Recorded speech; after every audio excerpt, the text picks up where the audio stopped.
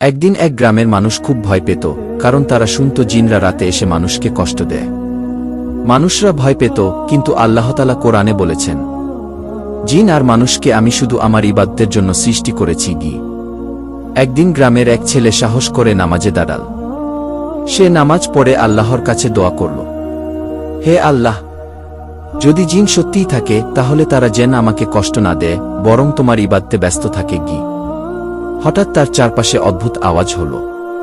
ছেলেটা ভয় পেল, কিন্তু তখনই কোরআনের আয়াত মনে পড়ল, জিনেরাও আল্লাহর সৃষ্টি, তারা মানুষকে ক্ষতি করতে পারে না যদি আল্লাহ অনুমতি না দেন। জিনরা ছেলেটির সামনে এল। তারা বলল, আমরাও আল্লাহকে মানি, আমরা খারাপ পথে যারা চলে তাদের সঙ্গ দিই না, আমরা চাই তোমরা মানুষরা আল্লাহকে স্মরণ করগি। ছেলেটি বুঝল, ভয় পাওয়ার কিছু নেই, জিনও আল্লাহর বান্দা, মানুষের মতো তারাও ইবাদত করে। শেষে ছেলেটা সবার কাছে বলল, ভয় নয়, আল্লাহর উপর ভরসা করো। যদি আমরা কোরআন পড়ি, নামাজ পড়ি, আল্লাহকে ডাকতে থাকি, তাহলে জিন আমাদের বন্ধু হবে, শত্রু নয়।